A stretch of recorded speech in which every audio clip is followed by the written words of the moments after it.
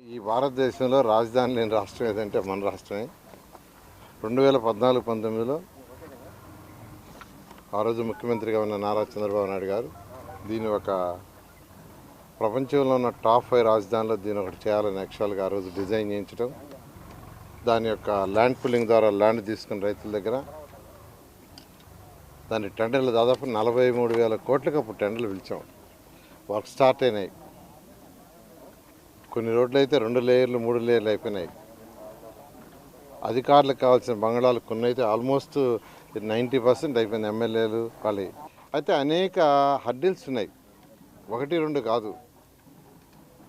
ఎందుకంటే 2014-19 తర్వాత ఈ యొక్క ఎంత వర్క్ జరిగిందో అంతగాని క్లోజ్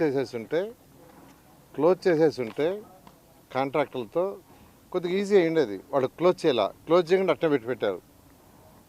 అది క్లోజ్ చేయాలంటే ఫస్ట్ ఐఐటి వాడిని పిలిపించి మెడ్రాసు అండ్ హైదరాబాద్ వాళ్ళని వాళ్ళ దగ్గర ఫస్ట్ స్ట్రెంత్ చెక్ చేయించాం, బిల్డింగ్ స్ట్రెంత్. వాళ్ళ బిల్డింగ్ స్ట్రెంత్కి సర్టిఫికేట్ ఇచ్చిన తర్వాత ముందుకు మొదలుపెట్టాం. ఈరోజు తీసుకుంటే మనకు మొత్తం బంగ్లాస్ ప్రిన్సిపల్ సెక్రటరీస్ కానీ 115 బంగ్లాస్ వస్తాయి. అదేవిధంగా మినిస్టర్స్ జడ్జెస్కి 186 వస్తున్నాయి. మినిస్టర్స్ అండ్ జడ్జెస్ వాళ్ళందరూ కలిసి 71 మొత్తం మీద బంగ్లాలన్నీ తీసుకుంటే 186.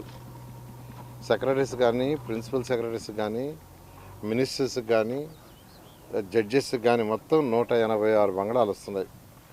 ఈ 156 బంగ్లాలకు టెండర్ ఇవ్వటం జరిగింది. వాళ్ళు యాక్చువల్గా బేస్ వర్క్ స్టార్ట్ చేశారు.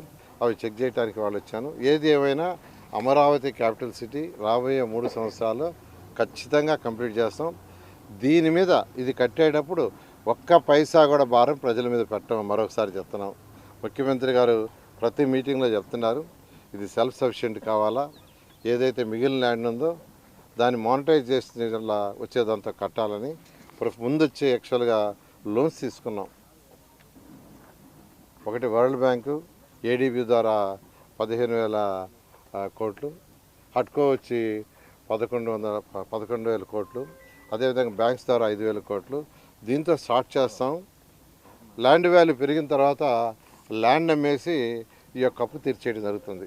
కాబట్టి ఈ అప్పు తీర్చడానికి ప్రజలు కట్టే ట్యాక్సుల ద్వారా కాదు.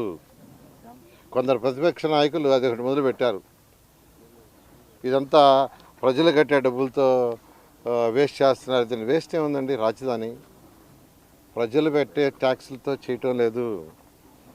ఈ ల్యాండ్ పుల్లింగ్ చేసేటప్పుడే ఒక పద్ధతి ప్రకారం ఆ రోజు ముఖ్యమంత్రి గారు చాలా క్లారిటీ ఇచ్చారు. ఈరోజు ప్రిన్సిపల్ సెక్రటరీస్ మినిస్టర్లు ఒక దగ్గర ఉంటున్నారు, హెచ్ఓడీలు ఒక దగ్గర ఉంటున్నారు.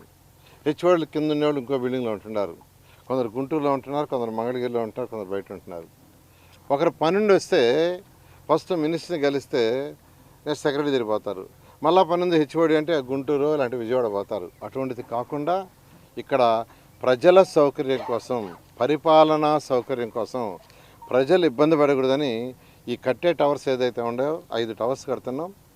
మినిస్టర్ అక్కడే ఉంటాడు, మినిస్టర్ యొక్క సెక్రటరీ ప్రిన్సిపల్ సెక్రటరీ అక్కడే ఉంటారు, సెక్రటరీలు అక్కడే ఉంటారు, కమిషనర్లు అక్కడే ఉంటారు, డైరెక్టర్లు అక్కడే ఉంటారు, వాళ్ళ స్టాఫ్ అంతా అక్కడే ఉంటారు.